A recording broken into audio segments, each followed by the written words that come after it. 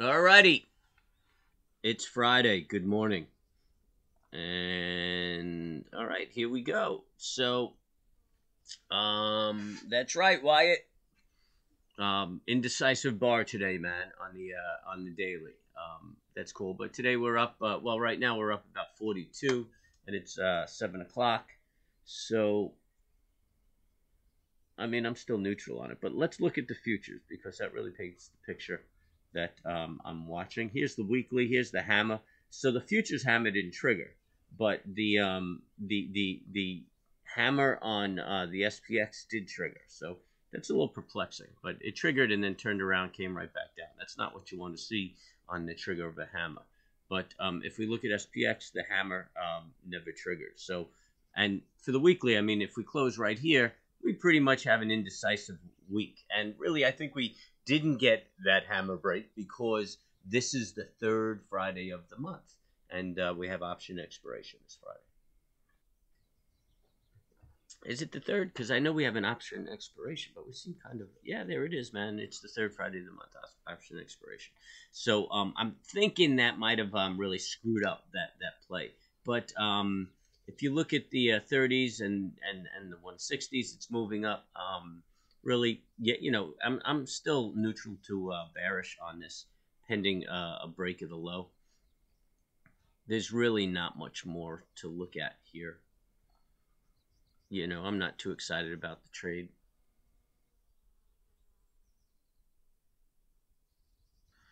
I was neutral to bearish pending the break of the weekly high.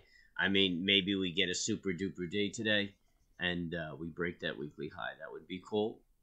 But what are we looking at?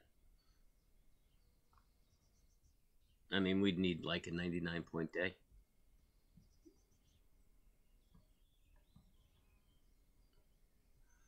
It's 50 from here. I mean, hey, in this market, man, anything's possible, right? I mean, yeah, you know, I'm looking at income trades and you know, some spreads and low deltas, and it's like right there, man. It's like a little over 100 points away, and I'm just not comfortable with it. You know, I'm just not comfortable with it. So I'm really just kind of sitting on my hands on income trades until the volatility subsides. I mean, I don't care if the market goes up or down, but yo, 150-point day in the S&P 500, man, get out of here. And this shit is becoming like the norm. Definitely no place for low volatility trades. So yeah, really, it's all about directionals and making money on trading than income trades. Just yeah, you know, sit on the sidelines with that. As far as the SPX, I really don't like this pattern. I know what, you son of a gun. I know we're up. We're up 42 points, but to me, this is a micro trend right there. You know, and whenever you get that micro trend, kablam, you know, break to the downside. Didn't happen yesterday, but looks like it's setting up for it. So anyway, that's that with that. Yeah, you know, there's a little bit of money going into Bitcoin. Nothing big, but a little bit of money going into it. So we'll keep an eye on that. Get back up there. You know, it's consolidating around here. Got this gap right here at 35, so we know it's going back up there eventually. Just got to get some fear out of the market. I don't really see anything tradable. I'm just neutral on it. I'm neutral on everything. I'm neutral on the market, man. I think it's just time to start the summer vacation, put the market behind us for a little while.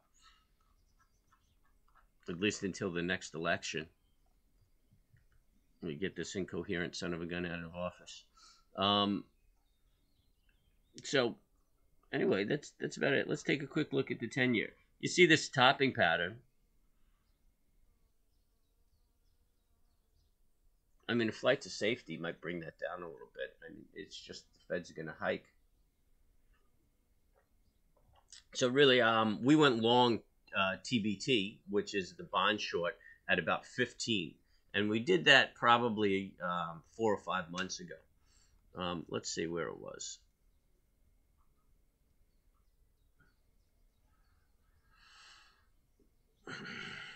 Yeah, about 4 months ago, we started picking it up. I think we picked it up a little earlier. Got it about 17 or so. Got some more at about 15. So that was a pretty good move. Made us some money. And now what I'm doing is I'm just selling covered calls against my position up here. I'm usually using like oh, that I was looking at the wrong thing. That's pretty funny. TBT. All right, so yeah, we were, yeah, I guess around December we were grabbing it around 15, 17 area. So yeah, not a bad move. It's up. It's gone as high as 27. Every time it backs off at 27, I sell some calls against it at 27. I figure if it goes to 28 and they call me at 27, it's not bad. 10-point move I capture. That's cool. If they don't take it, then very good. The last round on the 27 calls, I got a contract. So for every 100 shares, you pick up $1. So, so if you socked away 10,000 shares, I didn't even go out a month. It was like maybe 17 days, and I picked up $1 for every contract. So that's pretty good. And as long as it stays off of that 27, I'll realize that $1. If it hits that 27, then it's going to take my stock at 27. So figure my average cost got to be around 16, and I pulled in that $1, so the cost is 15, and they take it to 27. So 12 points. That's not a bad run. That's almost doubling my loot. Not bad, not bad, not bad. But as far as the 10-year goes, I mean, you could see this topping pattern. So I mean, you could fib it.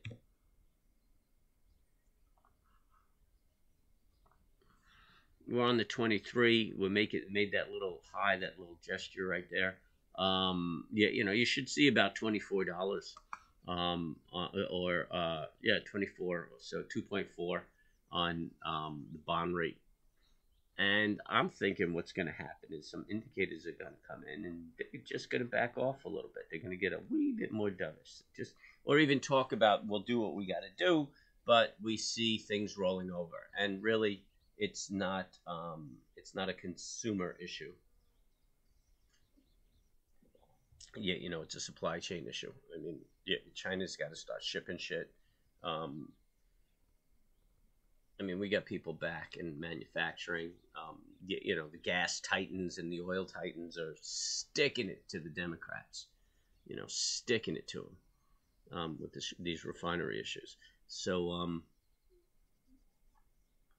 that's what's going on. That's what's going on. And you know what? Really, Powell's actions. He's got to get the interest rates up. I mean, they're ridiculously low.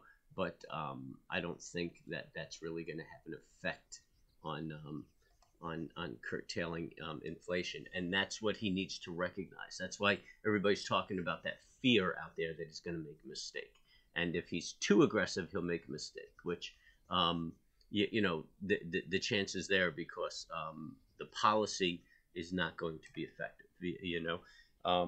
Everybody needs to eat, and I've said it 100 times, man. And if you only have one apple, then that price of the apple is going to keep going up, and eventually somebody's going to want to eat that apple. They're going to pay any price, So there's no way that price is coming down. You got to make more apples, man. That's the only resolution. You got to make more apples. So gas is going up because stocks are low. It's not because we're using too much gas. Stocks are low.